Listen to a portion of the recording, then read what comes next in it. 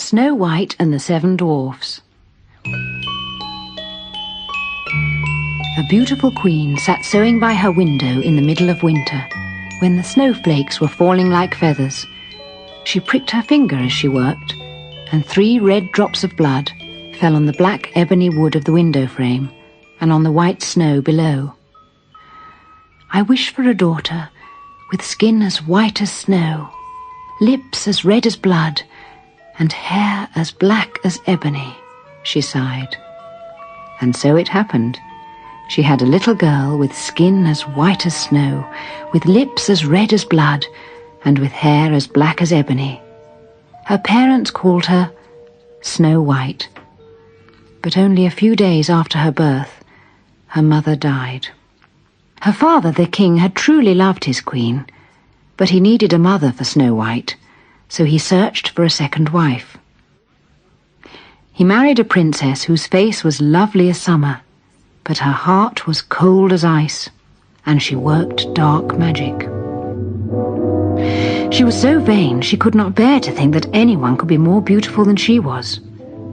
When she came to the palace, the only thing she brought was a mirror in a golden frame. Each night she whispered, "Mirror, mirror on the wall, who is the fairest one of all?"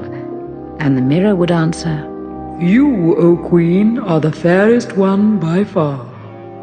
This made the new queen very happy, for she knew that the mirror could not lie. She preened herself in front of the glass and smiled in satisfaction. But Snow White grew more and more beautiful every year, until one day, when she was 7, her wicked stepmother asked her usual question. "Mirror, mirror on the wall, who is the fairest one of all?" This time the mirror replied, "You, O Queen, are fair and lovely too, but Snow White is more fair than you." The queen was furious, and her lovely face turned ugly with rage. She called for her huntsman. "Take Snow White into the forest and kill her!"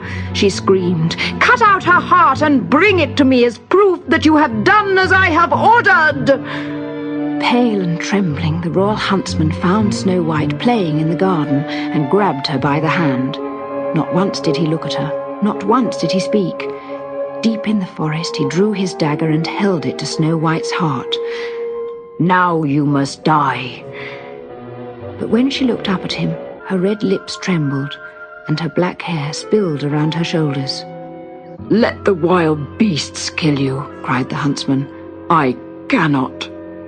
And he ran off, leaving her alone in the forest. On his way back to the palace, he killed a small fallow deer and cut out its heart. When he gave it to the cruel queen, he told her it was Snow White's heart. She gave a wild laugh and threw it to her dogs. "So much for Snow White!" she cried.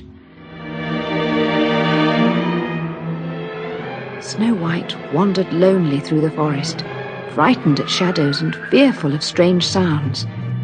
But when the trees and bushes saw how lovely and afraid she was, they turned aside their thorns, and the sharp stones refused to cut her feet. At dusk, she found a tiny house among the trees. There was no answer to her knock, so she pushed the door and went in. What a funny little place it was! Everything was very neat. There was a check cloth spread on the table, with 7 loaves and 7 plates, 7 knives, forks, spoons, and goblets of wine, all laid out, ready for supper. By the wall there were 7 beds, all in a row. "I'm very hungry," thought Snow White, and she took a small bite from each piece of bread, and then a sip of wine from each goblet. Then she tried each bed in turn. "This bed is too long," she said, "and this one is too short." But when she reached the 7th bed, it was just right. Soon she was fast asleep. The 7 dwarfs who lived in the cottage returned at nightfall. They had been digging for gold in the mountains and were tired after their long day's work. They lit their candles and looked around the room.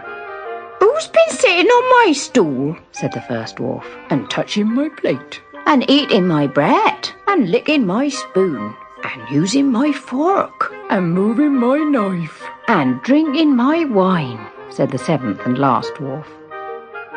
The first dwarf went over to the bed by the wall. Someone has been lying in my bed, he cried. And mine, said the others.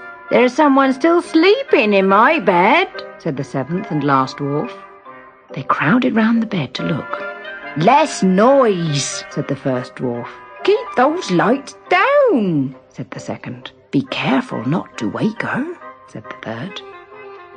So the last dwarf slept the night with the others, an hour in each bed. Snow White was very frightened when she woke up next morning and saw the dwarfs. But they listened to her story and were delighted she had come to stay. You can cook, can't you? Asked the first dwarf. And wash? And clean? And knit? And spin? Asked the others. Then of course you must live with us, they chorused. But remember, don't let anyone into the house while we're away. For months the Queen thought that Snow White was dead, and she didn't ask the mirror her question again until late one evening when the king was away. Mirror, mirror on the wall, who is the fairest one of all? The mirror replied, You, O Queen, are fair and lovely too, but Snow White's still more fair than you. The Queen's face turned black with rage, and she screamed in fury as she demanded where Snow White could be found. The mirror sighed heavily and told her. Disguising herself as a peddler, the wicked Queen searched the forest until she found the cottage. Fine wares to sell, she cried as she knocked at the little door.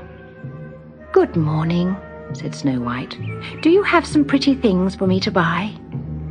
I have laces, bobbins, and ribbons of every colour of the rainbow, said the Queen. Snow White quite forgot the dwarf's solemn warning as she let the visitor in. Gracious child, the Queen exclaimed. How badly your bodice is laced. Let me do it. And she took a ribbon from her tray. The peddler threaded the ribbon, then pulled it tighter and tighter until the breath was squeezed out of Snow White's body, and she fell down in a faint. So much for your beauty, cackled the cruel Queen. Now you will die. We're home, called the dwarves. But no one answered. Snow White was as pale as death when they found her. Loosen her lace, the dwarves shouted in panic. When the first dwarf cut it, the life-giving air rushed into her lungs, and Snow White quickly recovered.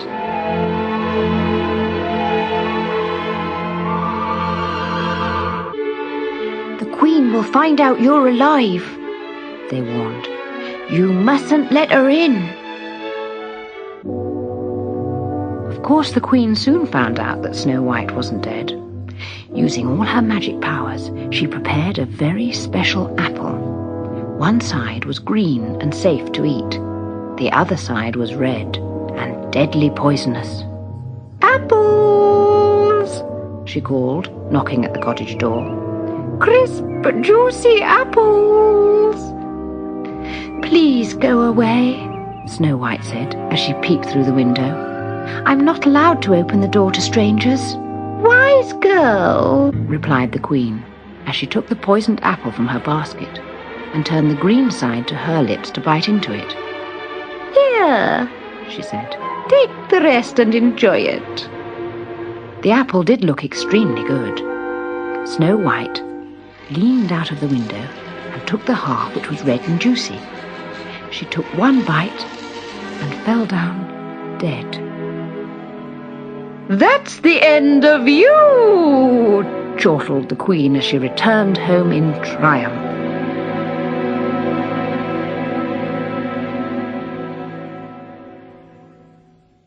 At nightfall, the dwarfs came back from the mountain. "No!" cried the first dwarf when he found Snow White. "How empty our lives will be without her," they all said sorrowfully. The dwarfs could not bury her in the cold, dark earth, so they made a coffin of glass so that they could still see her. Then they made a golden plaque and wrote on it, "Here lies Snow White, the daughter of a king." They set the coffin on a green hill and guarded it day and night. Birds came to sing there, and animals came to sit there. The squirrels came first, then the rabbits, and last a young fallow deer. Snow White lay in her coffin for many years, and never once did the dwarfs leave her alone. Slowly she grew into a young woman, more beautiful than she had ever been.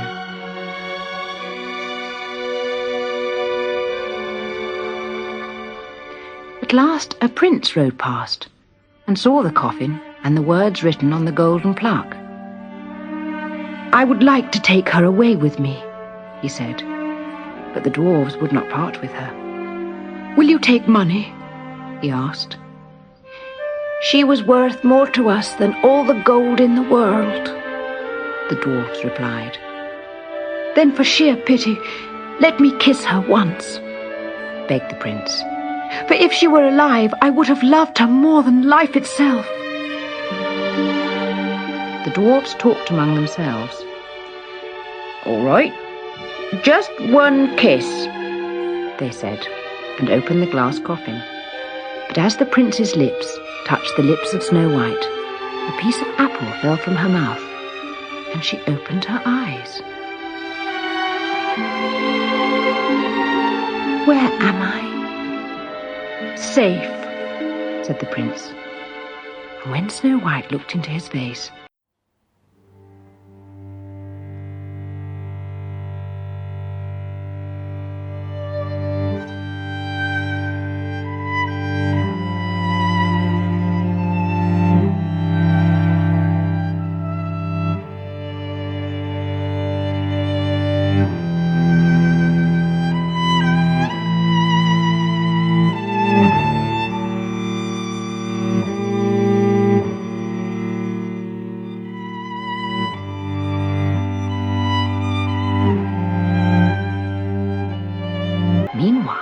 the wicked queen preened herself in front of the magic mirror.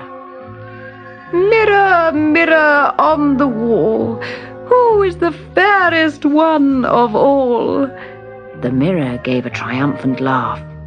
"Ha! Your loathsome face is black as night compared to the beauty of Snow White."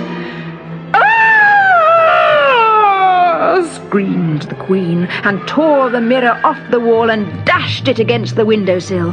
It shattered into 1,000 pieces. A sliver of glass as sharp as an icicle pierced the queen's wicked heart, and she fell down dead among the glittering fragments.